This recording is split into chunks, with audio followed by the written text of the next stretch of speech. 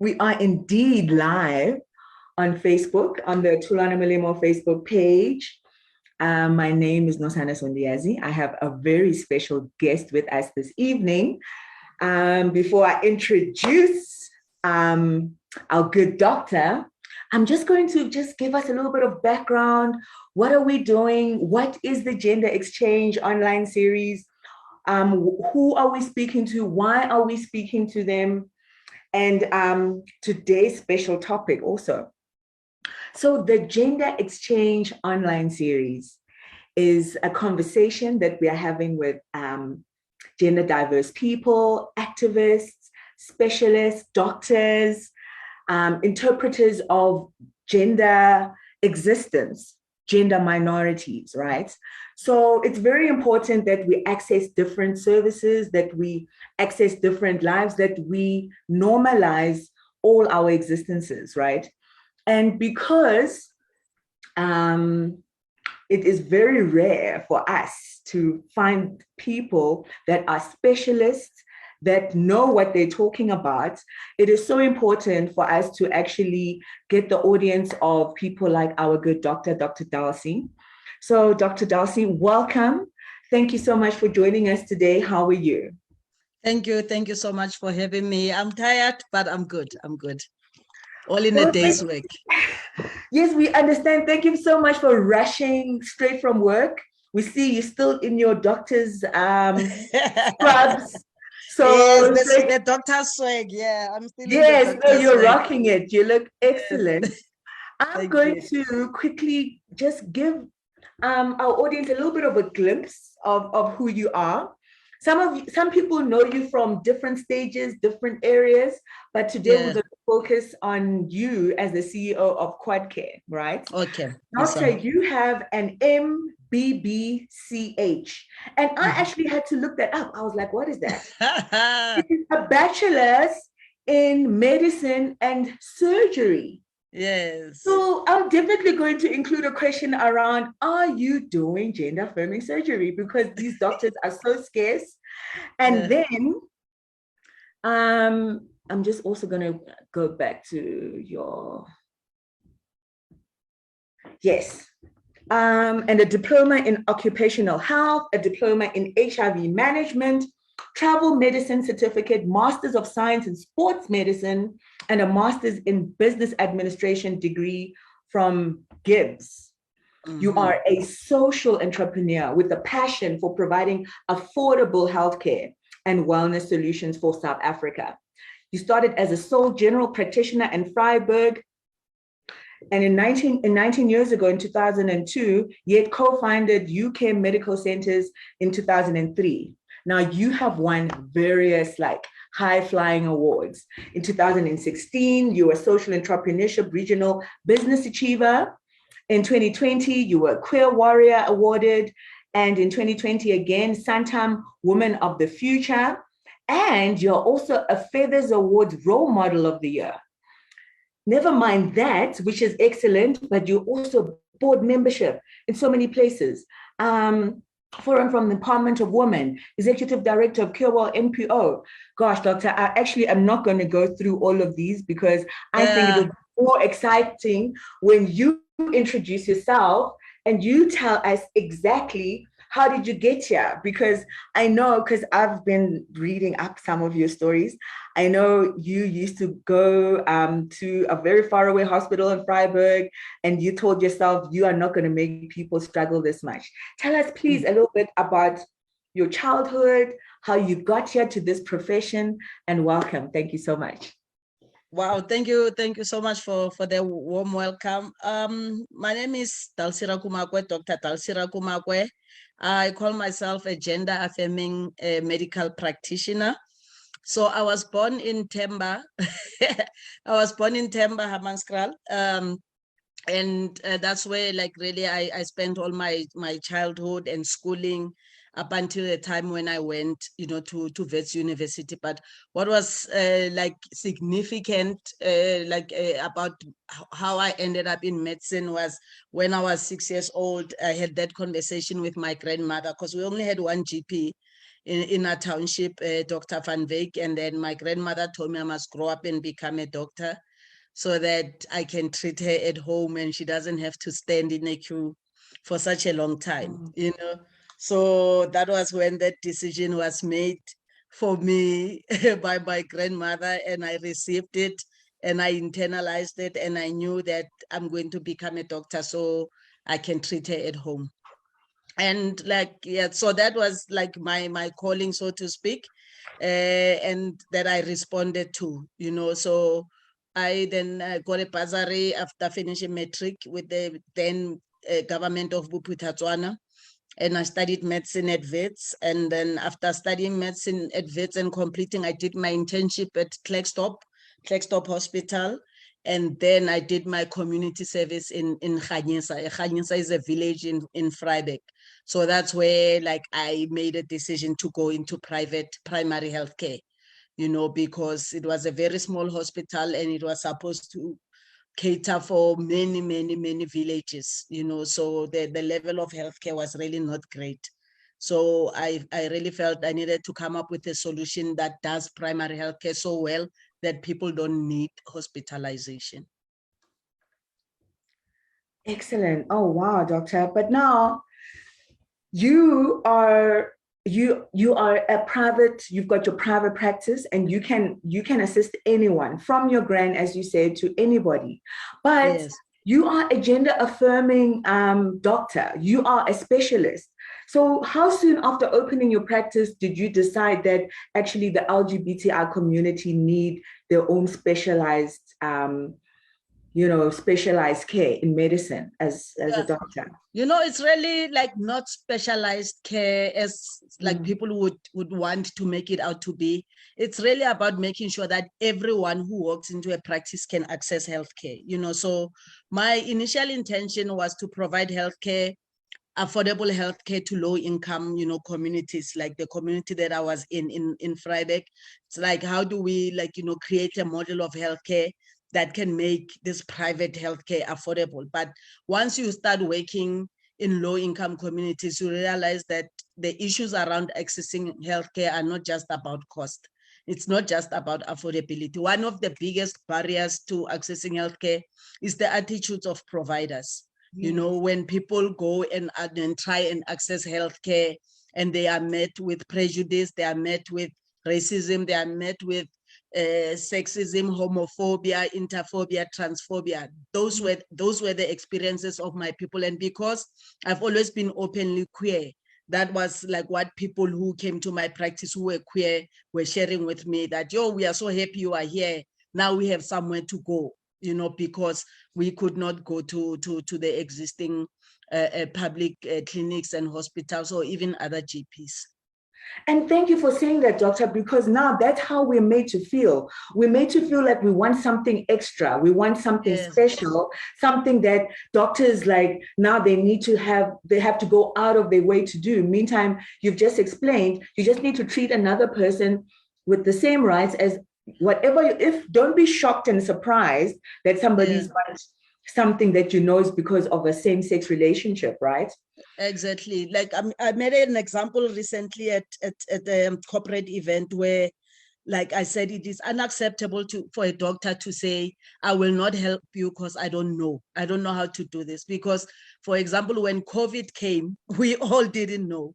But as doctors, we went out to get the information so that we can provide care to our people. Now, all of a sudden, with other things, people can get away with saying, no, I don't know how to help you there, so I will not help you. You know, it's quite criminal in my eyes. Thank you, because it really doesn't make sense, right? So now what we, as an advocacy officer in an LGBTI organization, I'm constantly having to update the terms, what is fluid, what is androgynous, you know, what is gender bending. And a term that the general population, I think, is an important term, even whether you find that you don't fit in a label or not, it's the term cisgender. Yes. Do you find that is a term that should be understood by everyone, that term because of the word that has been used mostly, which is someone is either normal or they're transgender, which is why Okay. we've got the term. So please, do you know a bit of a history around the term cisgender, and tell us a bit of the importance of the understanding of the term? All right. So I think maybe as a basic premise, people must just operate from love and being welcoming to everyone. You know, whether people are different to you in gender or sexuality, always approach people with love and kindness. You know, I think that is where everyone should start before we get too stressed about understanding the different terms and deciding whether we should respect people or not based on what box they fall in. So how I'd like to start this is sex, the difference between sex and gender. So people are born with a sex, they are not born with a gender.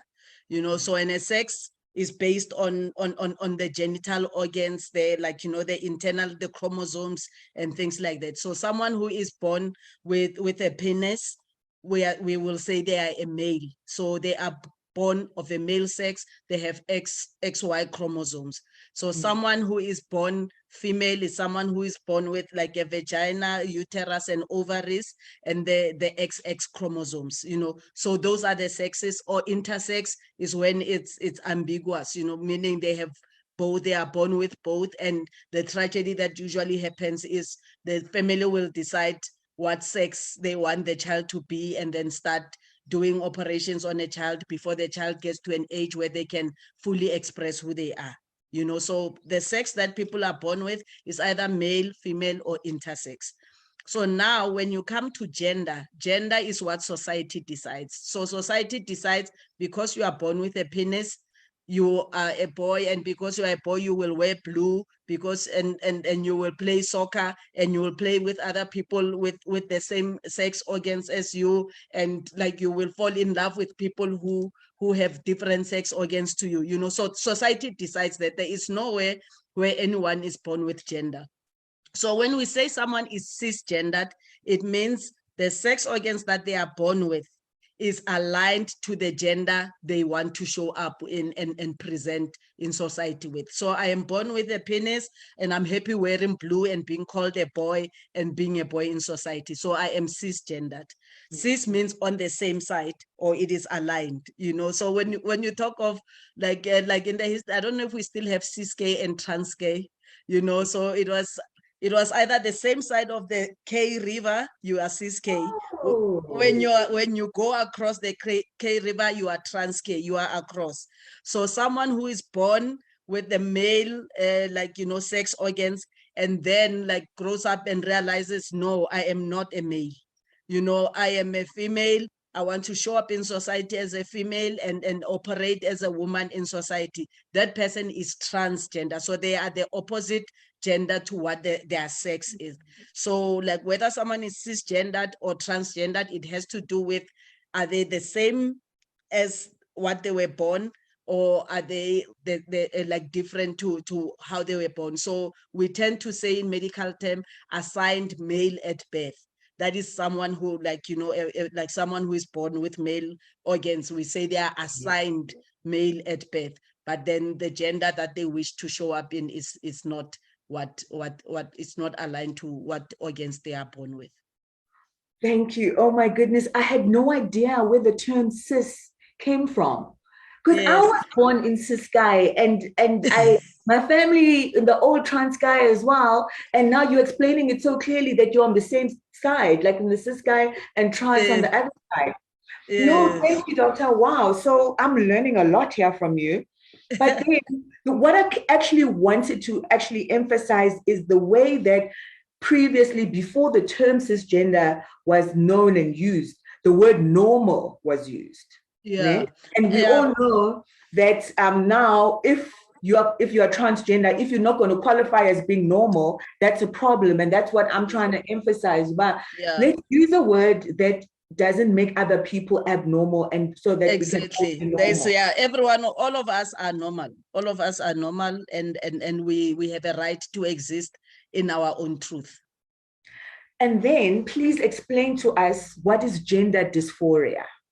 Okay, so dysphoria is a term that is used to explain the discomfort, So now you can imagine that I am born or assigned male at birth. I am born with these organs. I grow up and now realize that, wait a minute, I don't want to live like this. I don't want to be a boy. I don't want to be playing with other boys.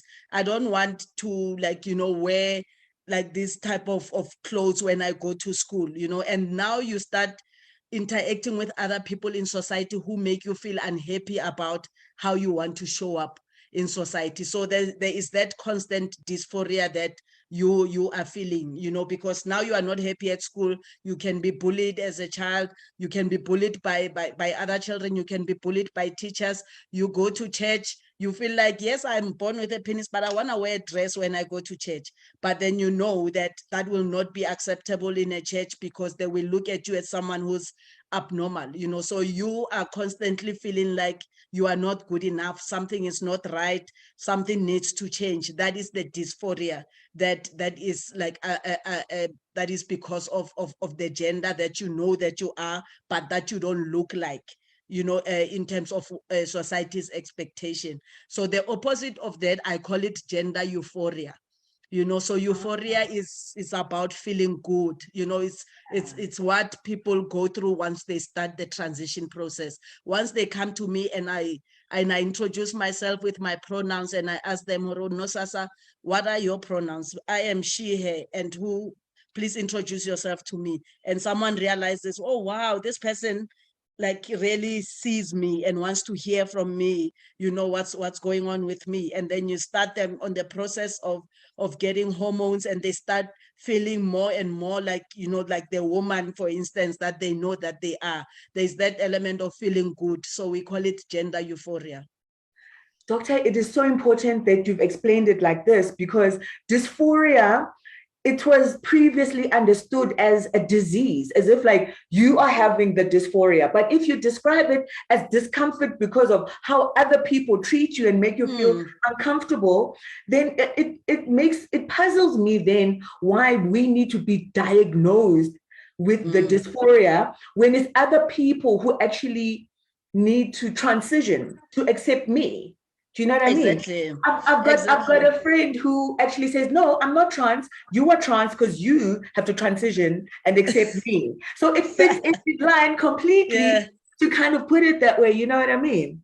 Yeah, no, and I always say to my patients that when you transition, you must know that you are transitioning with the people around you, So take them with, on the journey, those that you feel safe around, because it's also important that other people are a safe space for you so that you can be the best, version of yourself. But now transition with them. If you are in a relationship and you start taking hormones, your partner needs to know, what to kind of expect as part of this process, so they can be as loving and supportive to you as they can be. Do not like always see the other people as the enemy, see them as people that must come on this journey with you, so that, you are always surrounded by love and kindness.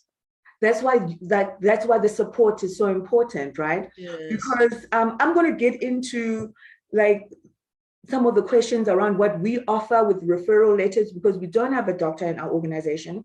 We don't have a psychologist and psychiatrist. We have a social worker. And once our clients who want to go on the HRT journey are introduced to us, we always have to explain there's so many other consultations that you're going to have, right? Yes. But the most exciting thing that I learned was that when your gender, you've decided and it's in your brain, and you socially transition, right?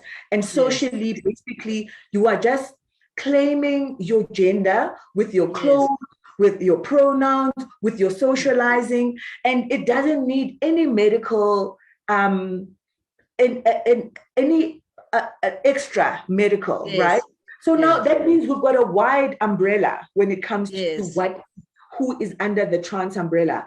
Because in the past, somebody only qualified to be trans if you knew they've had surgery, or if you knew they're on hormones, or if you know they've changed their gender marker. So can you just take us through, how large the trans umbrella is, and the whole gender diverse umbrella, and it's not just somebody who wants treatment or wants surgery. Yeah. So what we like we usually say the gender affirming process is different. Like you say, it has different legs. There is that social, social. You don't need to be on medication or surgery, but socially you are transitioning. You are showing up as yourself. You are living your truth, like you say. And that is how society knows you. You assert yourself in society as the pronouns that you want other people to use when they refer to you, and that's how you live. In that like a person who has transitioned socially and they wish to update their ID with and update their gender markers, they can do that, without having a letter, that says they've been on treatment for this long, or they've been on surgery for this long. They can, But what about Act 49 of 2003 that says to go to Home Affairs, you need those two letters? That was my concern with somebody. What I'm saying is you can go to your doctor and get the letter, but the letter does not need to say you are on treatment. The letter just says that you have transitioned and you are there to update like your ID. And like the second letter would then come from a mental health care practitioner to say the same thing.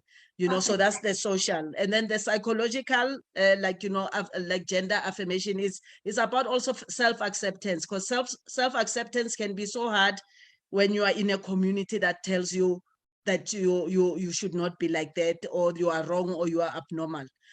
So going through like that process with your mental health care practitioner to help you with self-acceptance is really important, and making sure that you also use services of sensitized mental health care practitioners, because some mental health care practitioners can be quite, damaging to people. And then there is the medical transition where people start taking hormones and they are monitored. What I want to say about this, is very important that you make sure that you are monitored.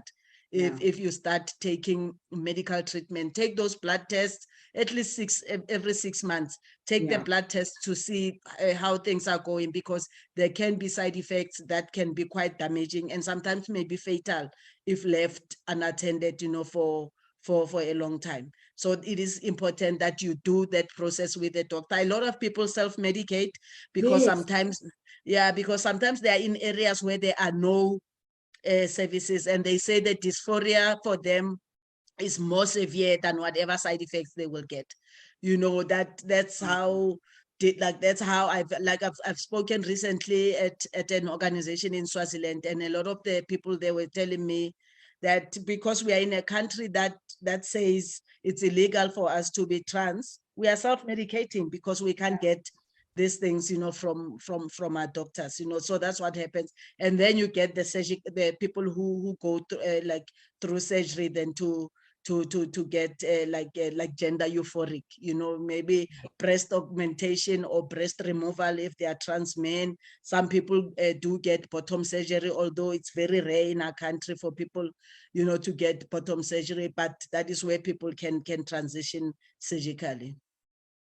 Oh, fantastic. Yes. No, because I was actually going to ask, like, what are some of the dangers of self-medicating? Because you say you need to be monitored, no one's monitoring you, you're self-medicating, what risk are you putting yourself in when you do that? Exactly. Yeah. So number one, the biggest danger with the hormones is the blood clotting. So when the blood clots, that clot can shoot up to the brain and cause a stroke. It can shoot up to the heart and cause heart attack. It can shoot up to a lung, like what is called a pulmonary embolism, and then blocks your breathing, and people can die from these clots. So that's one of the biggest dangers. And then sometimes you get effects on the liver, on the kidneys. That is why every time we do the blood test, we check the full blood count, we check the liver, we check the kidneys to see that everything is functioning well. But we also check the hormone levels, because you want your hormones to start changing as you start the treatment.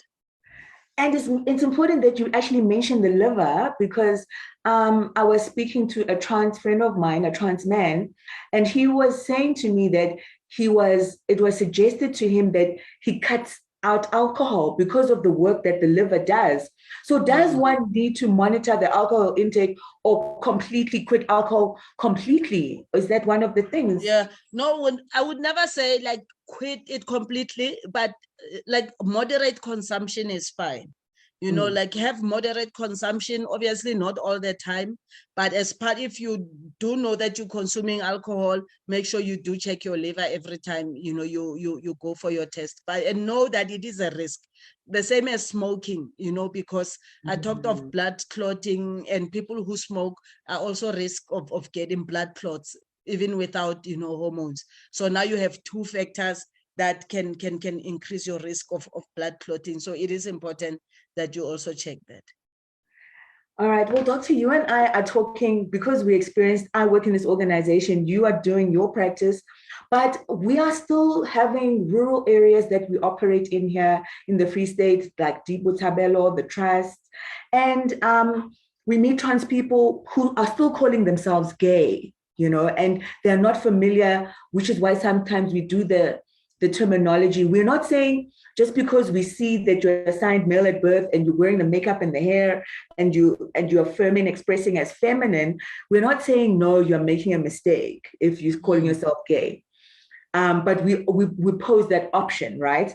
So how does one recognize themselves as trans or non-binary, like medically speaking? Because we'll talk about it in an aesthetic expression kind of way and not in the way maybe you would describe. Yeah. So I think, like, you know, having it, like, because I have had those situations, and for me, it's really having a conversation to say, yes, you are gay, but are you a man or are you a woman? Like, how do you want to be addressed? You know, I think that's where someone realizes over time that no, I'm actually not gay. I don't want, you know, I want to be known as a female. I want to be known, you know, as a woman. I want to present in society as a woman, and everything, I want everything about me to be woman. I actually want to have calves. I want to have boobs, you know, and things like, I think once you like, because there are people who are gay, who are feminine in their gayness, but they do, like, you know, still say, I am a man. At the end of the day, I'm a man. You know, I'm not like, the same with me as a lesbian woman. I like, you know, I show up in society as masculine presenting in how I dress, you know, in how I interact in a relationship, and in how I show up everywhere. But at the end of the day, I don't want to be a man. You know, I still want to be like known that I'm a woman, as although I can be a masculine presenting woman. So I think having those conversations and asking the questions deeper and deeper, and allowing the people to come to that conclusion themselves, you know, because not everyone who is gay and feminine is a trans woman. You know, some want to still be a man in their gayness, you know, date other men, but be feminine in how they present. Absolutely. But now I'm going to ask you a more difficult question because I still don't understand the answer, or I'm not sure how to answer this.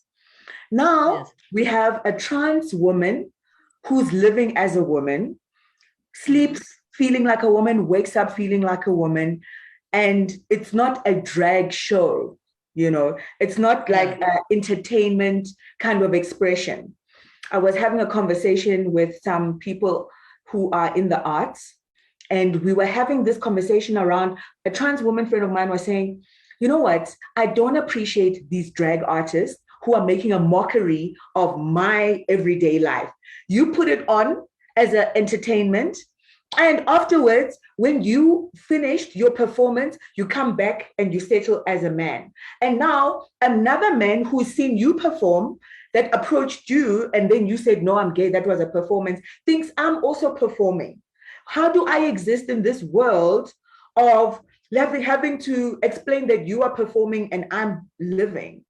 And I actually, you know, I would love to have that conversation with like drag artists and trans women and say, but how can I feel safe when you can quickly switch it up and become a man if you're in danger, and a man is like, you know, hassling you? Do you know what I mean? I thought that was such a tricky conversation. I don't know if you've come across that kind of thing. Yeah, but you know, like I wish I could share. There's there's a picture called Gender Jabu. I don't know if you've seen it. Gender Jabu.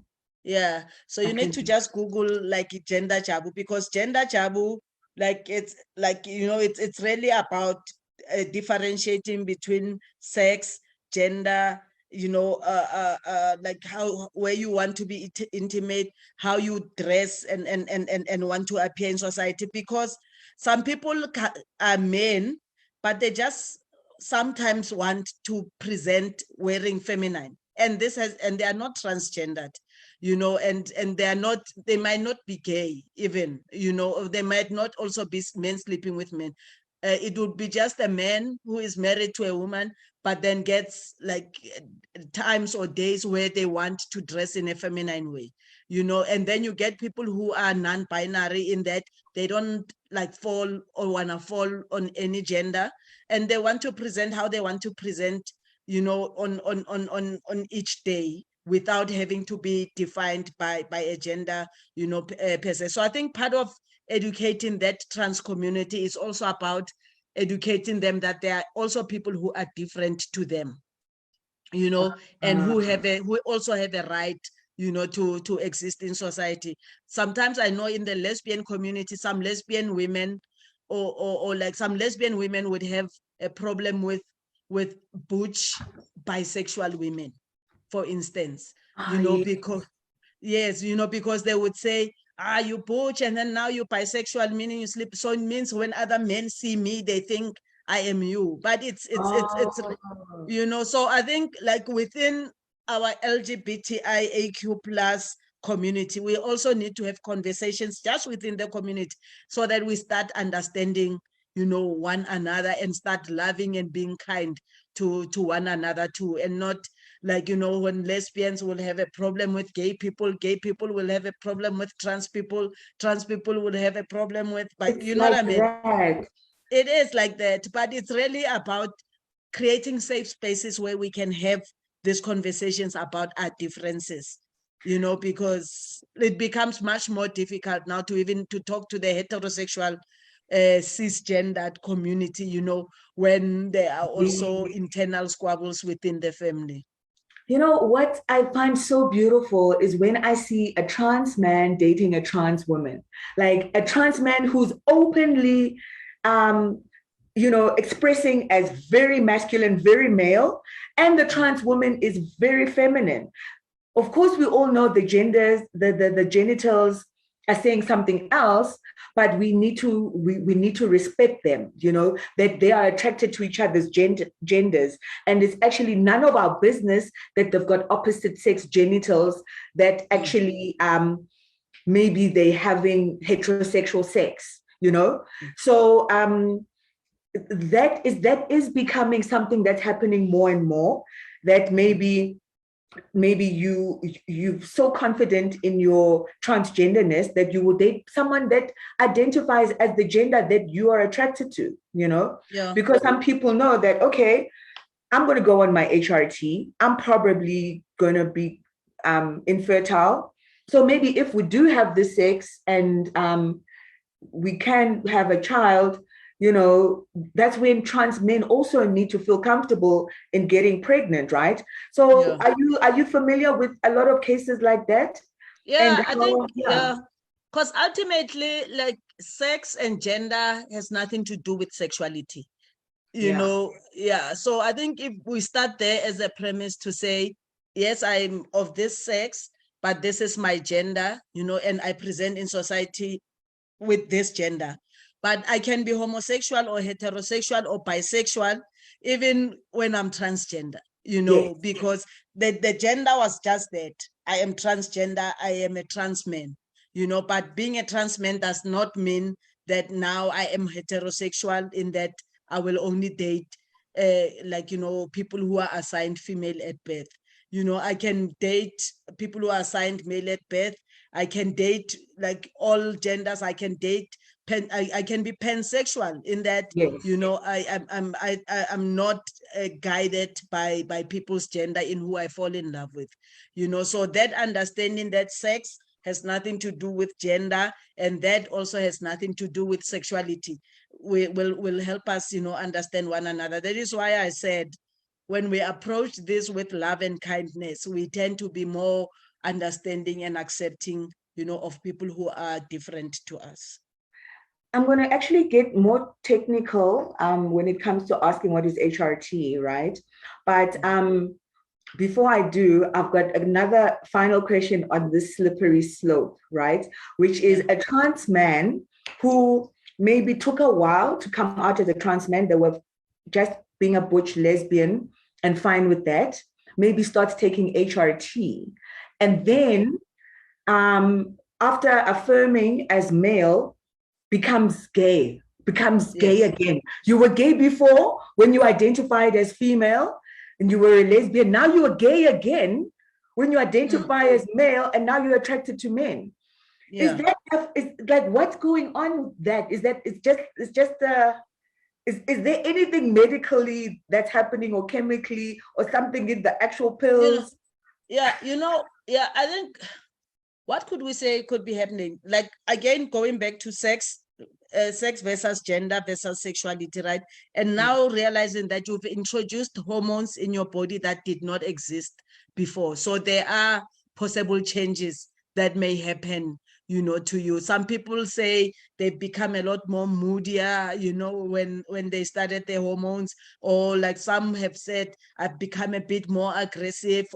Because sometimes it could be issues from like previous issues that are starting to come to the fore as someone starts going through therapy and seeing psychologists and taking the hormones and all that, So a lot of the people, let me not say a lot, some of the people do like actually then become gay, in like once like, they have like transitioned or they are trans men and they like, they fall or they go into relationships with other men and they are happiest like, in that regard. And some can be bisexual in that, they will date other genders as well. But it does happen that, people will will be in a type of relationship that they were not previously in once they start the transition process. It does happen. It does happen, and that's also perfectly normal. We shouldn't be pointing fingers and policing people's sexual orientation just because there's an expectation, right? Yeah. So then how does actually one qualify for HRT? Can we still actually call it HRT? Because should we be calling it gender affirming treatment? Because now if we're calling it HRT, at our endocrine clinic here in the Free State, we become at the back of the queue behind somebody who's maybe trying to treat cancer, or men who are trying to treat their sterility, or the erectile dysfunction, or women on menopause. That conversation as advocacy activists, we're trying to think, should we still be calling it HRT? Are we not putting ourselves at the back of the queue? And who qualifies? So that there's two questions there. Yeah. So it's gender affirming medical treatment. It's called HRT because it has to do with hormones, but I think ultimately we should be pushing more for it to become like formally known as gender affirming medical treatment, because I think that will help our institutions not seeing it as less important, because which is one of the things that happened with COVID. It's like COVID became a great excuse to stop giving people treatment, because like hospitals and clinics were all of a sudden saying, no, we are prioritizing COVID patients and emergency cases. This is not an emergency. You can come back when we no longer have COVID, so like we need to start talking about the importance of this treatment, in that, like, with the dysphoria, some people can have the mental health impact can lead some people to suicide, because then it is like dangerous to deny people treatment, or put them at the back and say what they're looking for, is not important. So I prefer to call it as gender affirming medical treatment. Yeah. And how does one qualify? I know no two people are the same. Someone else is more likely to have maybe a blood clot, or I had a close friend who's was not presenting necessarily as intersex, but had quite a high testosterone count. And after being tested, they said, no, we can't even give you testosterone. It won't help you. You've got enough testosterone. So there's so many ways in which one can qualify to get gender affirming medical treatment. Can you just give us a broad view, besides the dysphoria or anything else? Yeah. All right. So number one is the dysphoria. That is it's one of the qualifying criteria according to the literature. When someone comes to you and has dysphoria and says, I have been having this, and they are what we call it informed consent, meaning you are of a mentally sound mind to make a decision for yourself about starting this process. You understand what you're going into, in that now the doctor has explained to you the possible side effects and the positive effects, that you will get. We have done all the blood tests to check your liver and kidneys and blood to make sure that it is safe for you to get, this treatment, then you qualify for it. Like back in the days, they used to say to people, they need to be to see a psychologist this number of times, and a psychologist will decide for you. It doesn't work like that. If you are of a sound mind to make that decision for yourself, you do qualify. I'm so glad to hear that, because here in the Free State, there's still so much referrals, like, no, first check with this one, first check again. So our agency over our own bodies and our own decisions is still being policed. I'm going to gatekeep you here. I'm going to gatekeep you. No, gatekeeping is definitely not the way we should be providing care as medical doctors, to our people. It is very damaging, so it should not be allowed at all. Thank you. And then how do we ensure that a person trying to access gender affirming medical treatment is doing so for reasons that they won't regret in the future? I know it's a difficult one. It is. That's why I think that is why the informed consent thing is so important, and establishing, the dysphoria in having that open discussion, with a patient, to understand where they're coming from, why they want to start the treatment, what have they gone through, what are they wanting to experience, and do they understand what they are going to experience, and a discussion about what is reversible and is not is very important, in the beginning, So when you put all those facts in front of a patient and they still consent, to the treatment with that information, then you need to go ahead and give them, the treatment. I like that, because I like to ask, just because I'm not I'm not doing the medical assessment or the psychological assessment. I'm always very, I like to kind of say, hey, are you wanting this because you want a boyfriend? Because then that boyfriend is going to find you cute when you've got the boobs. Because what if the next boyfriend, you know what I mean? If you're doing this for someone else, just point blank plain, if you're competing with another trans woman or woman and you're thinking the boobs are going to give you the edge, and is that also like a kind of criteria that you go, like, you see, now you're not doing this for the right reasons. Yeah. You know what I mean? No, I've never seen anything like that. We don't have that in the rest of the country. People who come and seek gender affirming treatment are people who actually know that they need gender affirming treatment because they are dysphoric and they are not happy, and they know that this is how they want to present in society. All right, no, great, because that is a very serious thing, So now PATHSA has given us these 4 letters that are pre-written for us. And I'm kind of curious, how do we use these letters? Because there's a hormone blocker, there's gender affirming surgery, there's HRT, and they're already pre-written. So now we have access to them as an organization. We are not sure how to use them. Do we still need to give them to a doctor who will put their letterhead and sign it?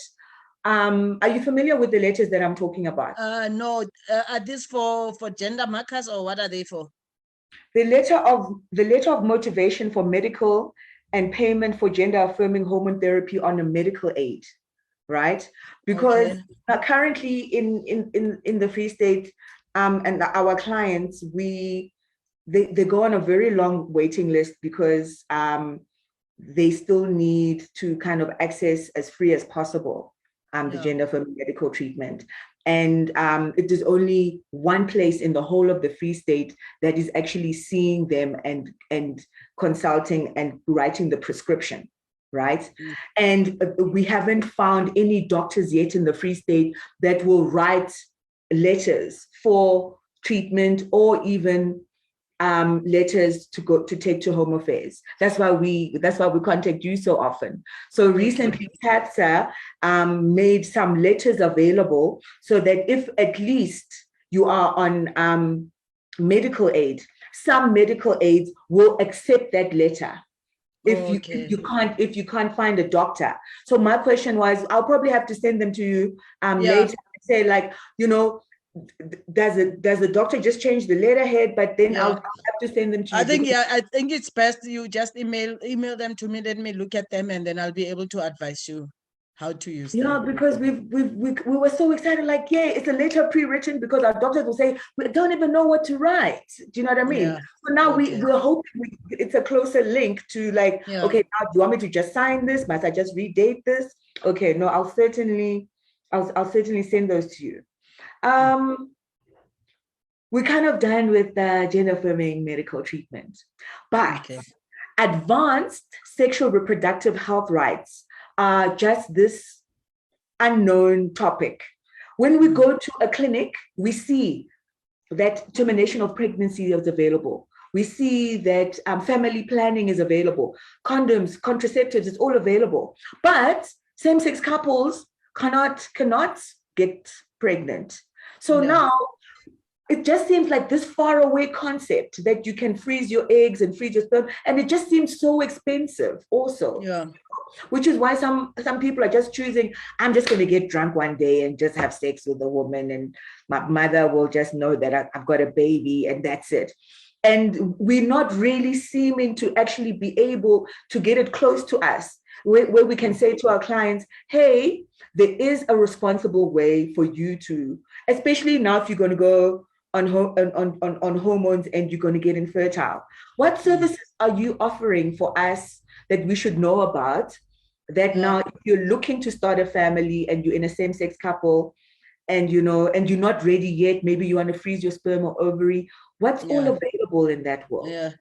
You know what, you're right, it is super expensive, and we don't provide, the service in our clinics, but there are fertility clinics, like, around us in Joburg, where, like, we've sent some of our patients, for the different options, so for, like, a trans woman, patient who says, at some point, I want my own sperm, to be used for me to get a child. So that's when we send them for this sperm freezing option, if they can afford to do it, but most of the time with the patients that we see, they cannot afford, they cannot afford to do it. And then sometimes, like, if they want a child in the short term, like with their own sperm, we advise them to, rather than have the child first and then come start the transition process, afterwards.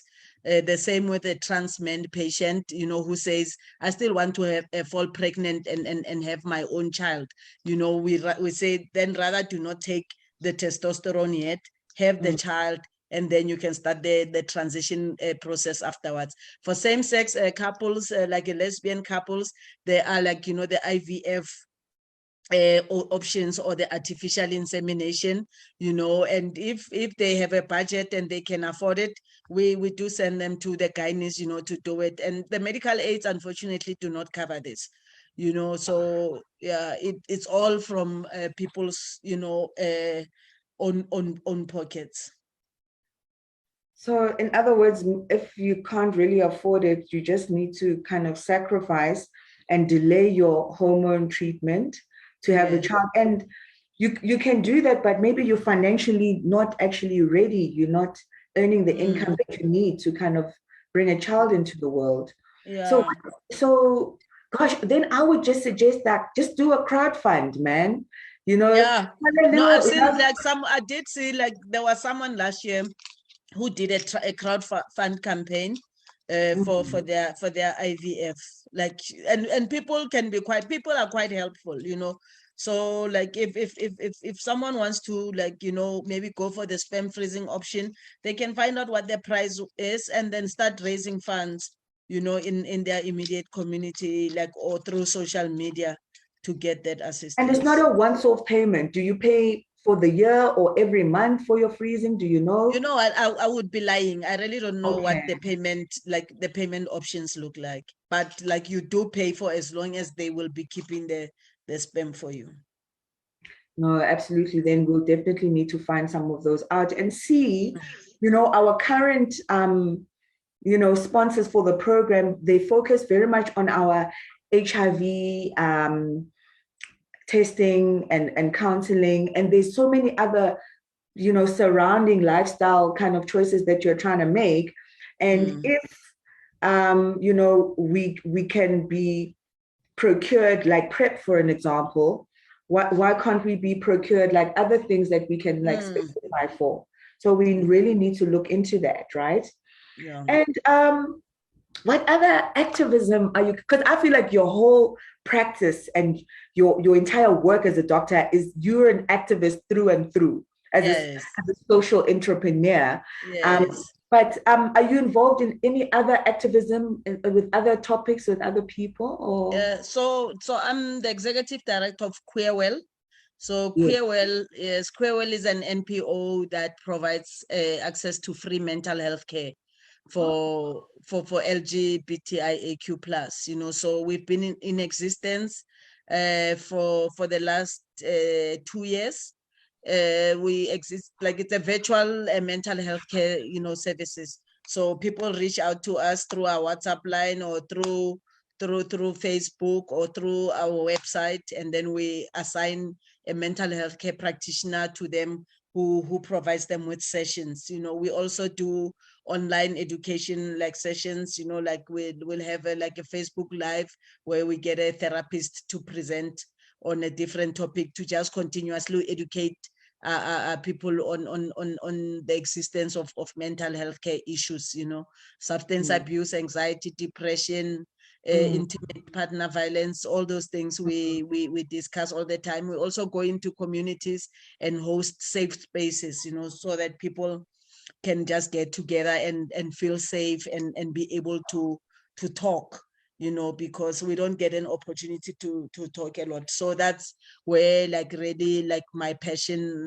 really is as a project that I'm working very actively on. And you on radio, you're on so many different radio stations, you're writing for The Citizen.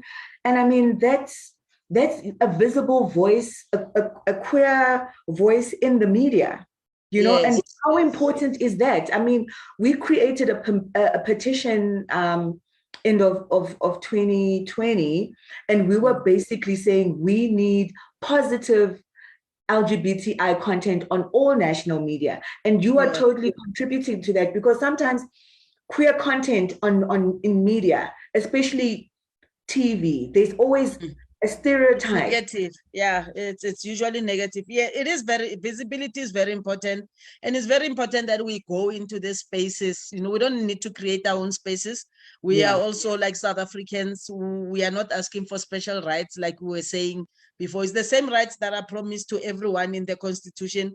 That's exactly the rights that we are saying queer people should also be getting, And we need to be going into these spaces and being very verbal about like queer people being able to access healthcare, education, work, funding, entrepreneurship opportunities, whatever they want to be able to access, they should be able to access just like the rest of the community can access. Because I mean, when I think of how ARVs became like available after the Treatment Action Campaign just did what they did for those years, and now we are subsidized by by the World Health Organization, like ARVs, you know.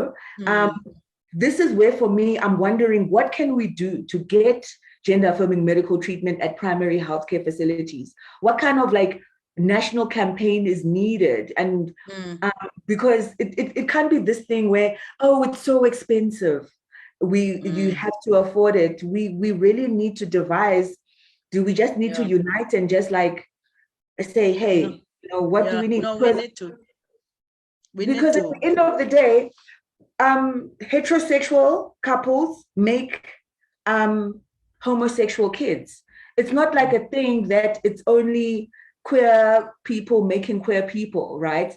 So it's not like we all, do you know what I'm talking about? So it's everybody's responsibility. I'm going to work on that, and then we're going to talk about it, have a bit of a discussion dialogue, and see which stakeholders are actually kind of willing to come on the table and have a discussion about it, right? Okay. Awesome. And then what do you do for fun? I hope you say what I think you're going to say. This is right. Okay, I play music. So for fun, for fun, I play music. I play music for other people. I'm a DJ. Yes. So it's soul and R&B and hip hop, you know, DJ for what I call my age group. So I play music for my age group, you know, things that we like, that I know that we enjoy, that we don't really get to hear at entertainment spaces. I don't know any of this latest music. Exactly. And you still want to have fun, yes? Yes. And you still want to have fun. You still want to go out on Sunday, you know, and sing along, or like, you know, go to a party on a Saturday and dance and groove to, like, you know, the sounds that you love, you know, and not feel like you don't belong in spaces, you know. So that's really what I do, you know, for fun. Were you busy? I mean, we just had Pride over the weekend. Yes. So I wish I could have been up in Joburg. I'm only coming around like over the weekend. But yeah, you know, these are the things. And how important was it that we actually boldly, fiercely went out and celebrated Pride, even with the terrorist warning and things like that? Yeah. No, you know what? I think obviously safety is important, and like, you know, like I think the organizers made sure to engage, you know, the local police force to make sure that, you know, people were protected and safe. But it is very important to march, and like, because Pride is about that visibility. Pride is about saying we are here, we exist, and we exist in all these spaces that the rest of you exist in. You know, so it is like pride remains very, very important, and it's good that it happened and it was safe, and there were no, like, you know, injuries or like bombs that happened. And people also went out after that to different after parties, you know, to hang out with their friends and have fun. Those spaces are really important as political spaces, you know, for the visibility and asserting our existence, but also for that joy of just being with other people who are like you and having fun with them.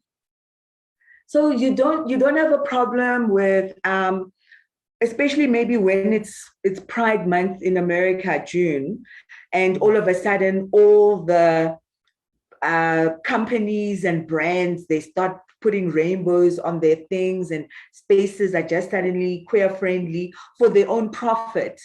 Is there a fine line between us occupying spaces and being visible in spaces actually that are just, you know, profiting from us? You know, like, do we just have to take that just for, what do you think of that, you know? Yeah, you know what, it's sad and very difficult, you know, to navigate. And like, you know, those of us that have the privilege of getting invited to these spaces to speak, we are not shy to point it out that this Pride like must not happen just in June and October. This Pride must happen throughout the year, you know, creating like safe spaces in workplaces. It's important for everyone who works in that space. So because queer people also work in those spaces, and they don't want to feel like they are only appreciated when it's June and October, you know, because they contribute to the growth and the profitability of the company, so creating a space where the queer people in those spaces can be themselves and show up as themselves benefits the company at the end of the day, so so when we go out there, we talk to those companies, we do tell them, and hopefully, and we do see some changes, Shem, there are companies, I'm not going to give any company free advertising, but there are companies that are really showing that they are moving in the right direction in making sure that they are safe spaces for their employees and their customers. So with this type of activism of talking all the time is very important, because the people with the right ears will hear, and changes will start happening in those corporates and also in government institutions. And maybe we in the future, this country is much better than we found it, because we spoke. Dr. Dulcy, we are so grateful to you. I've explained to you what we are dealing with here in the Free State, that we are not finding allied doctors that are willing to maybe they feel like maybe they're risking their practice. We don't know. Do you know what I mean? But you are available to us. You're an email away. You're a phone call away. And I'd like to thank you on behalf of our clients whom you've helped, because it's a simple thing as I just email you and I introduce you to somebody and I say, please assist. And everyone, within the same week, they've got the HRT, it's couriered. And it's because you're not gatekeeping. This is needed. That this is important. And I'm hoping that now some of them have seen you, even if they're not watching right now. Because when I updated my WhatsApp status with our poster with me and you, there were some people who are so happy that we're going to talk to you. So please expect to hear from us some more. We're really grateful and everything that you're doing. Hopefully soon you're going to influence somebody here and we can invite you to be here in person. We're really grateful. Thank you so much for everything. Thank you, Osaka. Thank you. I don't know if you've got any closing comments for us, but that's us for the... Yeah, I think the closing comment is just people must remember love and kindness all the time. Be kind and loving to people who are different, to you. Be that safe space. It really benefits no one, to be haters, to be hating on one another. I'm going to be sharing this video with some doctors because other doctors need to hear you. Thank you so very much, Doctor. I really appreciate it. Have a good evening further. You too. Bye-bye. Thank you. Bye-bye.